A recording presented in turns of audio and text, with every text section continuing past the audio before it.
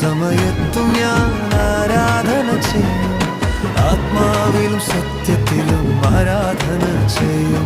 N പ്രാണപ്രിയൻ യേശുവിനും എന്നെ സൃഷ്ടിച്ച പിതാവായ യേശുവിൻ, എൻ പ്രാണപ്രിയൻ യേശുവിൻ എന്നെ സൃഷ്ടിച്ച പിതാ